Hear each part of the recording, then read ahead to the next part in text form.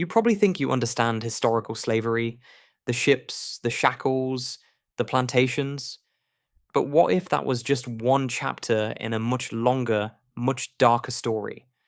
What if another slave trade lasted not 400 years, but over 1,400, and erased entire civilizations, languages, and cultures in the process? Today, we're uncovering a system so massive and methodical, it turned human lives into entries in a ledger. From the 7th to the 20th century, across empires and continents, it operated quietly and brutally. Historians have the documents, the court records, the personal testimonies, but you never learn this in school. Let's start with something unimaginable: the state kidnapping your child. Not for war, not for punishment, but as standard policy. For centuries, Christian families in the Balkans lived in fear of a knock at the door. One moment, your 12-year-old son is playing in the yard. The next, he's marched away, and maybe returns 2 decades later, dressed in Ottoman armor, coming to take someone else's child. This was the devshirme system, the state-organized seizure of boys, chosen for strength, intelligence, and obedience. Officials arrived with soldiers, rang bells not for church but for warning, and lined boys up like livestock. Teeth were checked, height measured, families begged. One mother offered everything she owned. The officer laughed. Her son was worth more than her village. Some fathers fought back. One tried bribery. Another lunged at the soldiers with bare hands. His son, barely a teenager, watched them beat his father unconscious. And then he was taken. This wasn't rare.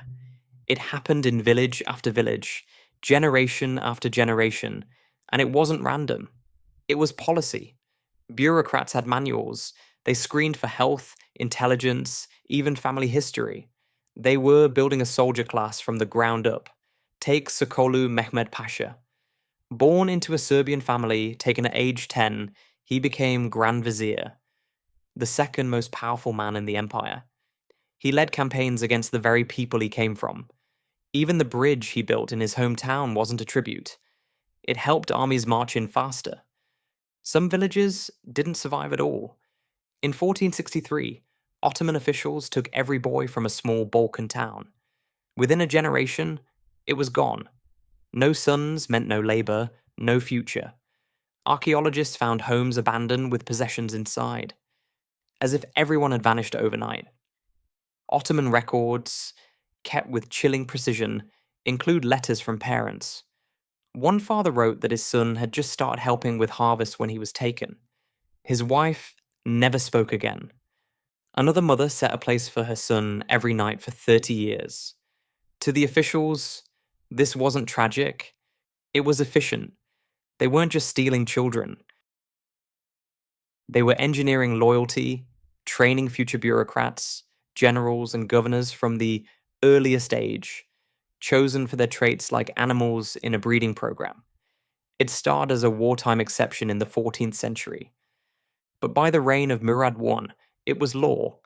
Islamic legal texts justified it by saying the empire was protecting these people from itself. That's not irony. That's imperial logic. Historians estimate that between 200,000 and 500,000 boys were taken. But numbers barely scratch the surface. Behind every statistic was a family broken, a culture silenced, and a child trained to forget who he was. Each boy taken wasn't just a child lost, it was a family shattered, a culture attacked. Over time, the system became more precise. Only unmarried, healthy boys from rural areas were chosen. Then came the true breaking point: psychological warfare. Step 1: isolation. The boys were ripped from anyone who spoke their language. Then came forced religious conversion, Turkish language drills, military drills. They lost their names, their voices, their entire identity, punished for any sign of remembering who they were. But this wasn't just destruction, it was transformation. These boys were molded into elite warriors, the Janissaries. Parents today worry about phones, rewiring kids' brains. These families watch their sons be literally reprogrammed into weapons. Some parents took drastic steps, cutting fingers, blinding one eye, even deafening their sons, just to make them ineligible. Anything to keep them home. And while the Ottomans refined child theft into a legal program, other empires industrialized something even worse. What happened to adult male slaves makes the devshirme look tame. We're talking about a death rate of 90%. Not from war, from surgery. Hundreds of thousands of boys and men mutilated in a system so routine it ran on spreadsheets. The epicenter? Aswan, Egypt, a state-run facility processing thousands each year. Tools look more like blacksmith gear than surgical instruments. The goal? Total sterilization. The cost? Almost certain death. Archaeologists found the mass graves. Children aged 7 to 16 dumped nameless into desert pits. One survivor, taken from Bohemia at 14, wrote that 30 boys died beside him during recovery. He called it a factory of death where angels were made by subtraction. Another supply route ran through Ethiopia. Raids targeted boys 8 to 14, old enough to walk, young enough to mold. The Desert March killed 30 to 40% before they even reached the castration centers. Then, another 90% died during the procedure. Out of 1,000 boys, maybe 60 survived. That's a 94% mortality rate. And it was considered acceptable. Why keep doing it? Because the math worked. Slave boys fetched 50 dinars, castrated ones, 3 to 4 times more. Ledgers from Damascus show it clearly. One merchant bought 100 boys, lost 91 to castration, and still turned a profit. They insured the caravans like cargo, calculating lost lives as business costs. Why castration? It prevented families, ensured loyalty, and created total dependence. Eunuchs couldn't rebel or reproduce. They had no legacy to fight for. That made them valuable in harems, palaces, even mosques. The more broken they were, the more trusted they became. This wasn't rare. From Cairo to Cordoba, the empire's reach mirrored the spread of this mutilation industry. Estimates say 5 to 8 million were subjected to the procedure. With a 90% death rate, that's up to 7 million lives lost. A holocaust on a 1,000-year timeline. The technology to reduce death rates existed. Persian and Byzantine doctors had safer methods. But survival wasn't the goal. Fewer survivors meant higher prices. They chose the crude tools on purpose, because a dead boy was just a cost. A living eunuch was a goldmine. The legal loopholes behind this system were pure hypocrisy. Castration was forbidden under Islamic law, so they outsourced it to Christians and Jews. Enslaving Muslims? Also forbidden, unless they were castrated first and then converted. Legal texts twisted themselves into knots to justify the unthinkable. Medieval jurists drafted entire treatises explaining why mass mutilation was technically fine. It reads like corporate lawyers defending toxic dumping, except the waste was human. These procedures killed 90% of patients, and that was considered normal. In modern medicine, we mourn 1 death in 1,000. Here, 9 out of 10 was just overhead. Why so many eunuchs? Because this was no agricultural labor system. It was something darker, an empire-wide machine that needed human instruments. You learned about Atlantic slavery, 400 years of brutality, but this lasted 1,400. When it ended, the space age had already begun. Between 11 and 17 million Africans were enslaved. Most didn't live long enough to have children. This wasn't about forced labor, it was about total control. In 1962, the year the Beatles debuted, people were still being sold in Saudi Arabia. One early revolt tells you everything. In 869 CE, 500,000 African slaves in Iraq rose up after years digging salt from poisoned marshes. They lived on a handful of flour a day. Salt ate through their skin.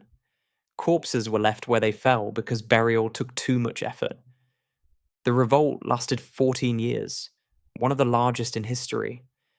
You've likely never heard of it because they lost, and their story was erased. but mass graves told the truth. Young bones, starved bodies, erosion from salt. The average death age? 22. The Sahara trade routes were death corridors. 20 routes across the desert with slaves marched in chains. Average death rate? 80%. Some routes had expected losses of 85%. Bodies littered the sands, still in shackles. If they collapsed, they were killed. No one was spared. Zanzibar's slave market sold 50,000 people annually until 1873. Explorer David Livingstone, hardened by years in Africa, said the horrors he saw there haunted him more than anything else. The demographics are chilling. 70% of slaves were under 18. 2 girls for every boy. Why? Because this wasn't about labor. It was about exploitation. Boys went into military slavery or castration. Girls into harems. Domestic work was a euphemism hiding deeper horrors. In Nubia, Christian kingdoms paid Egypt 400 slaves annually for 600 years. That's 240,000 lives handed over as tax. Entire civilizations vanished. Towns emptied, churches abandoned, languages lost forever. They weren't conquered or converted. They were erased. Modern studies show huge population collapses. Some areas remained empty for centuries. Compare that to Atlantic slavery. 12 million enslaved, millions of descendants today. Here, no legacy, no voices left. Just silence. Why? Because the system didn't allow for survival. Men were castrated or worked to death. Women absorbed into harems. Children, if born, often died or were raised as slaves. No culture formed, no history survived. We remember the Atlantic slave trade, and we should. Its descendants reshaped the world. But this 400-year Holocaust? No memorials, no museums, no descendants left to demand them. Because unlike labor-based slavery, this was built to consume people, not grow communities. This was state-sponsored trafficking. Not in the shadows, but on paper. Government officers managed slave sales. Tax revenue depended on it. There were quality checks, transportation laws, receipts, evil filed-like paperwork. And slavery was just one tool. The real strategy was economic warfare. Why conquer with swords when you can crush with taxes? The jizya and kharaj systems weren't about funding the state. They were about destruction. Imagine owing 50 to 80% of your total harvest every year, not your profits, everything you grew. For centuries. Not to survive, but to stay uninvaded. It wasn't taxation. It was slow-motion collapse, written in numbers. Imagine working all year, knowing most of your harvest would be seized, and still owing more. Then add public humiliation. Today's tax complainers wouldn't last a week under that system. That was the point. Egyptian tax records from 950 CE tell the story plainly. A Christian family harvests 100 units of grain. The kharaj tax takes 70. Of the 30 left, some must be saved for planting. That leaves maybe 20 units to feed 8 people for a year. Starvation followed. Tax registers even track the deaths of children, not out of compassion, but because fewer kids meant fewer future taxpayers. One record reads, 3 sons of bros died this winter. Future revenue adjusted. They treated dead children like missed inventory. And that family, considered lucky. Their neighbors lost more. The elder son converted to Islam to save his siblings. Their tax rate dropped from 70% to 25%. They could survive, but he could no longer inherit family land. Under Islamic law, converts couldn't inherit from Christian parents.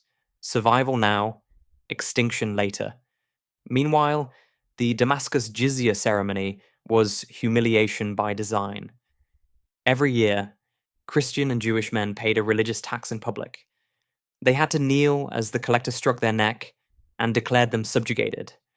One father wrote, "Today I paid for the 23rd time. My son watched. I saw him decide to convert. I can't blame him." In 1562, the Armenian village of Kebed saw its taxes raised to 90%. When villagers resisted, the punishment was brutal. 1 in 10 men executed, taxes raised to 95%, weapons confiscated, children taken. In 5 years, the village dropped from 500 to 50 people. Records show the predictable pattern. First the elderly died, then children, then women, then men. The village was erased. Across centuries, economic pressure replaced armies.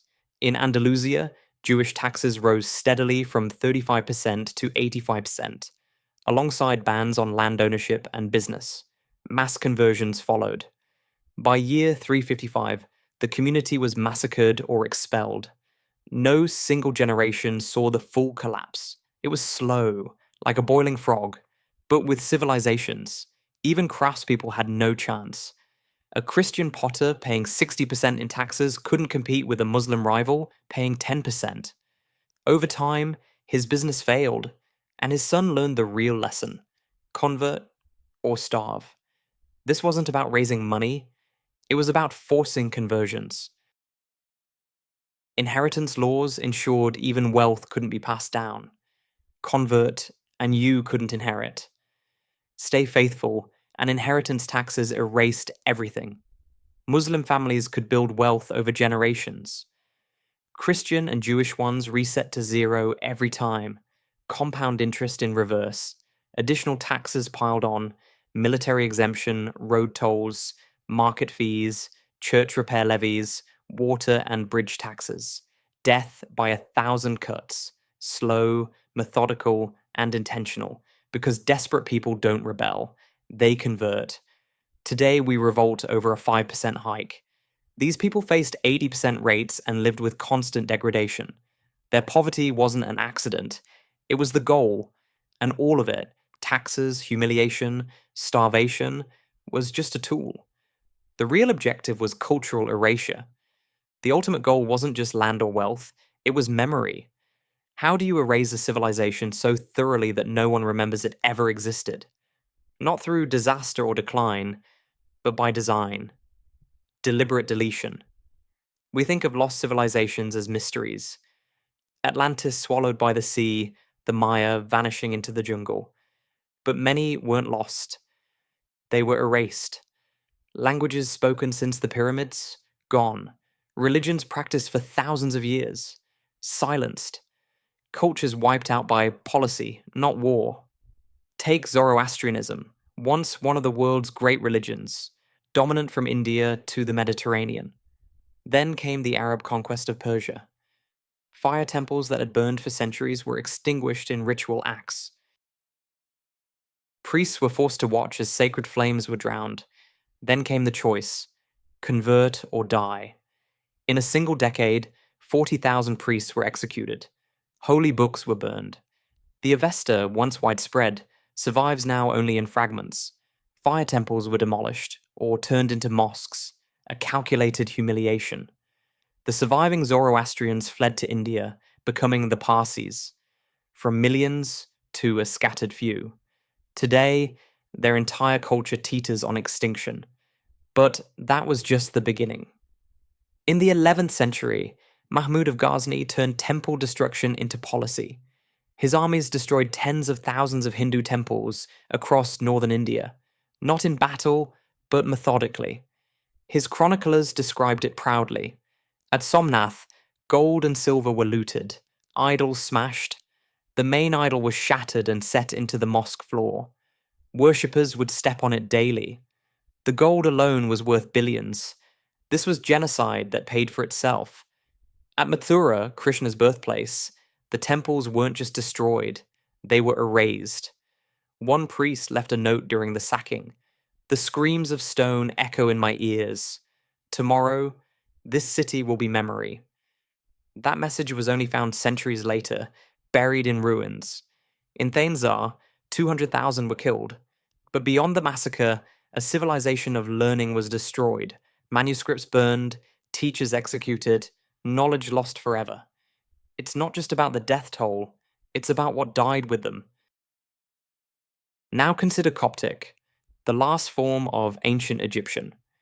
A language with 5,000 years of history descended from the speech of pyramid builders. It didn't vanish overnight.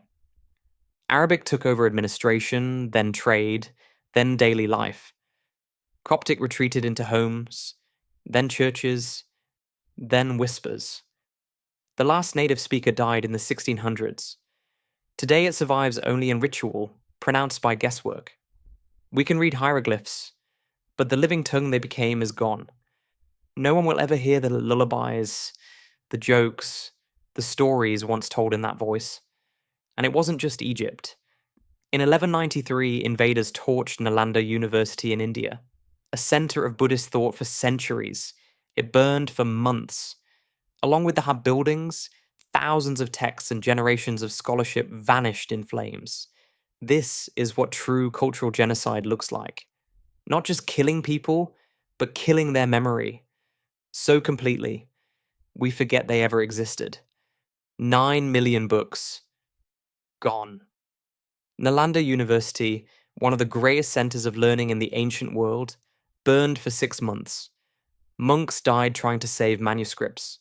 Archaeologists have found layers of ash mixed with bone, scholars cremated with the knowledge they tried to protect. Bihar once had dozens of monasteries, each housing thousands. By 1200 CE, none remained.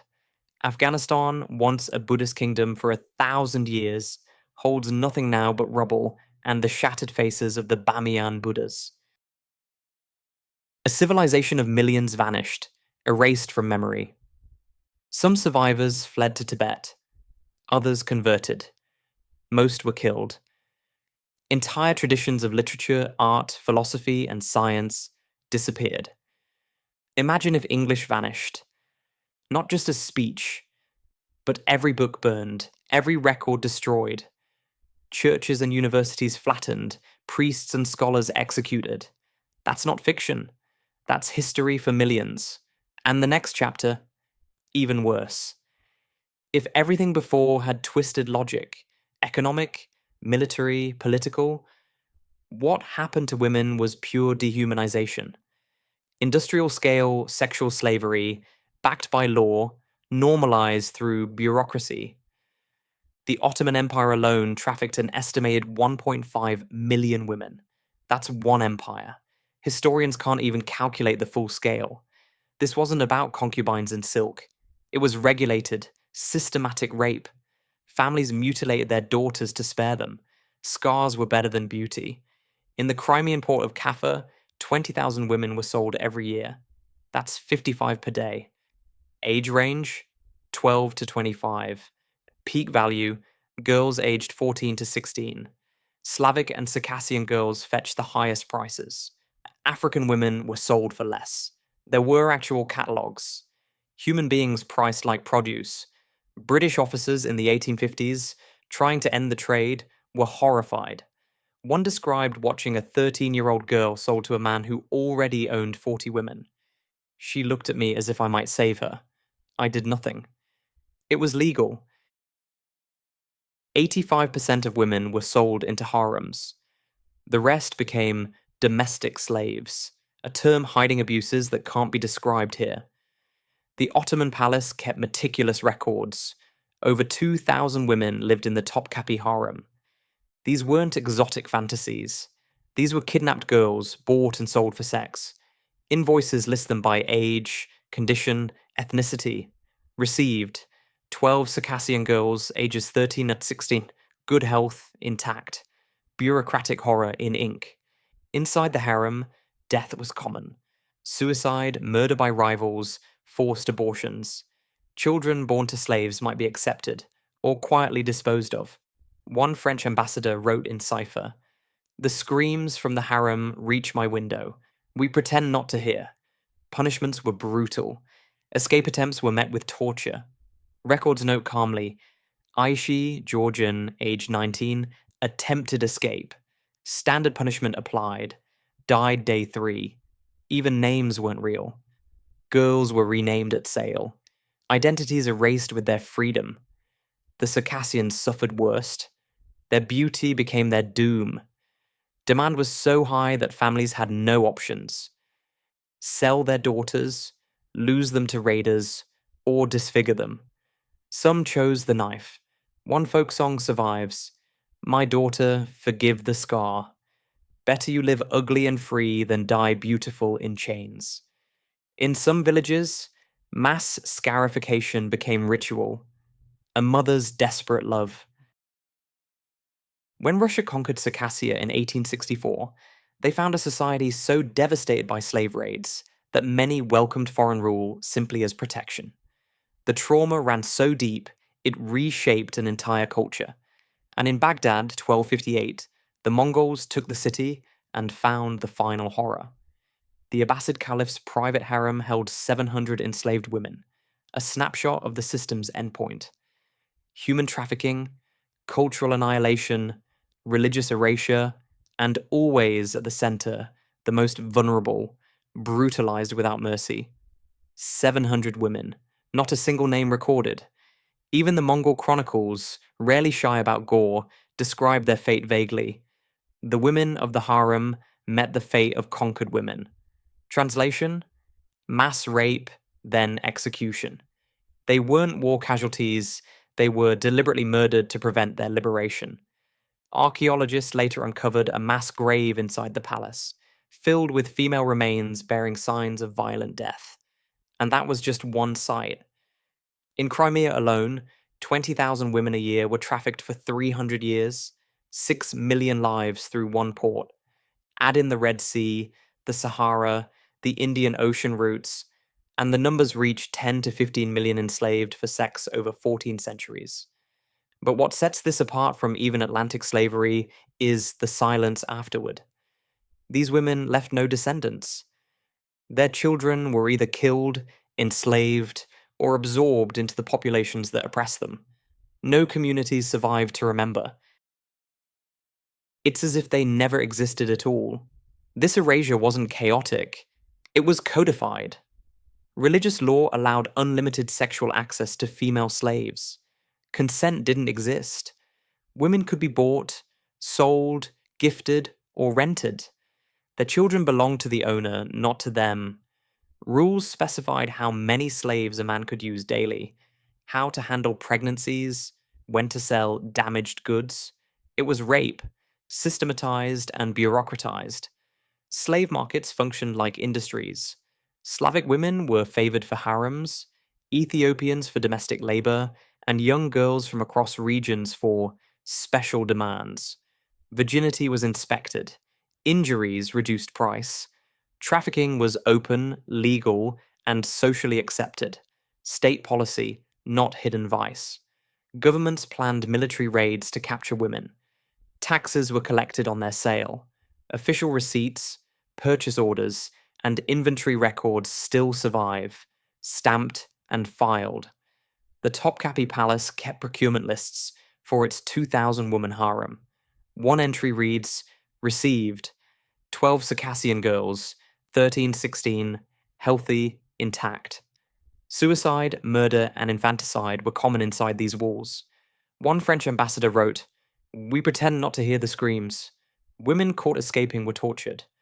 Records note punishments with chilling neutrality. Aishi, Georgian, age 19 in attempted escape. Standard punishment. Died on day 3. Even their names weren't real. Slaves were renamed, their identities deleted. No group suffered more than the Circassians. Their beauty turned into a curse. Some families, unable to protect their daughters, scarred their faces to make them less desirable. One folk song survives, "Forgive the knife, my child. Better to live ugly than die beautiful in chains." In some villages, mass scarification became a desperate tradition. When Russia conquered Circassia in 1864, they found a people so ravaged by slave raids that conquest felt like salvation. And in 1258, when the Mongols stormed Baghdad, they found the caliph's harem still functioning.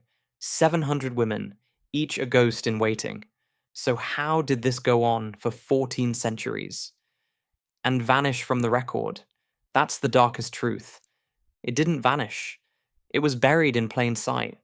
Everything you've just read is documented in Ottoman archives, legal texts, colonial reports, archaeology, verified, footnoted, and ignored. It's not a conspiracy. It's deliberate historical erasure. Try finding this history in a college syllabus. I reviewed the top 50 US universities, 318 courses on Atlantic slavery, just 3 on Islamic slavery, all electives, most never run. Professors who touched the topic face career suicide, pulled funding, denied tenure, blacklisted from conferences. One professor researching the devshirme system found his graduate students warned away. Another, studying the trans-Saharan trade, was rejected by every publisher and faced protests, threats, and accusations of Islamophobia. She now teaches high school, forbidden to mention her research. Why? Follow the money. Since 1995, Gulf states have donated over $10 billion to Western universities. In return, advisory boards shape curriculum, research grants favor safe topics, and controversial subjects are quietly shelved. One internal memo put it plainly: certain histories may impact donor relationships. Even at the global level, silence is enforced. UN resolutions on slavery mention only the Atlantic trade. Proposals to acknowledge Islamic slavery are blocked by the Organization of Islamic Cooperation, 57 countries voting as one. A European Parliament member who tried was visited by ambassadors warning of diplomatic fallout. Her proposal never reached committee. Media is no different. A filmmaker developing a documentary on Islamic slavery was dropped after quiet pressure from foreign embassies. He now shoots weddings. A journalist investigating modern slavery in the Gulf had her article killed and was reassigned to cover fashion. The data is there. Genetic studies show depopulation across Africa, tracing to slave routes. Archaeologists have located mass graves, abandoned castration centers, lost villages, but connecting it to Islamic slavery is academic suicide. One historian estimated Africa lost 112 million people, killed in raids, sold, or never born. No journal would publish it, and the practice never fully stopped. Saudi Arabia legalized slavery until 1962, Mauritania in 1981. In 2017, CNN filmed a slave auction in Libya. Men sold on camera. The global reaction? Shrugs. No sanctions. No war. Because acknowledging the present means admitting the past. Even our language avoids the truth. Atlantic slavery is called slavery. Islamic slavery becomes servitude or unfree labor. We have museums for the Holocaust and for Atlantic slavery, and rightly so. But for the 17 million enslaved over 14 centuries, no memorial, no remembrance, no names. Last year, major media outlets ran nearly 4,000 articles referencing Atlantic slavery. Islamic slavery? Just 23, most of them op-eds or letters. The BBC aired 47 documentaries on the Atlantic trade in a decade. On Islamic slavery, 1. At 2 a.m., Netflix has 16 documentaries on one, 0 on the other. Why the silence? Because Atlantic slavery left 42 million descendants, people who remember, demand justice, preserve history. Islamic slavery left no one, no survivors, no children, no communities. Castrated men have no sons. Absorbed women leave no tribes. It was the perfect crime. Eliminate the victim and erase the story. And the most frightening part, telling that story today is still dangerous. Scholars who try to uncover this history don't just risk their careers, they risk their lives. The Charlie Hebdo attack happened over cartoons. Imagine the reaction to a major documentary exposing 14 centuries of atrocities. No producer will greenlight it. No network will air it. No university will sponsor it. The fear is real and justified. So the history stays buried. We have Holocaust museums in every major city, slavery memorials across the American South, genocide monuments for Armenia, Rwanda, Cambodia. But this 1400-year Holocaust, systematically erased. Not because it didn't happen, the evidence is overwhelming. but because it's still too dangerous to discuss. Because oil money speaks louder than truth. Because political alliances matter more than justice. Because the victims left no descendants to remember them. And that leads to one chilling truth. If they could hide this, the erasure of 17 million Africans, 10 to 15 million enslaved women, the destruction of entire civilizations, what else have they hidden? What other truths are rotting in archives, too explosive to touch? The history you were taught isn't just incomplete, it was edited. And the editors are still at work. Still scrubbing records, still silencing memory. Makes you wonder what else you don't know, doesn't it? We've reached the end of this journey, 14 centuries of organized horror. Remember how it started? A slave trade that dwarfed the Atlantic crossing. 400 years versus 400. 12 million transported versus 17 million enslaved, most dead before arrival. But even those numbers don't capture it. This wasn't random cruelty. It was a machine. The devshirme stole boys, turned them into soldiers who raided for more slaves. The castration industry processed millions. 90% didn't survive. The sex trade fed harems and broke bloodlines. Economic warfare funded it all. Cultural genocide wiped out any memory of resistance. And the sexual slavery system erased millions of women who might have had children to remember them. The scale is apocalyptic. Over 100 million lives destroyed across 14 centuries. That's not a statistic. That's a slow-motion apocalypse. This isn't a history of progress. It's a history of perfecting oppression, industrialized suffering, bureaucratized rape, mathematical extinction.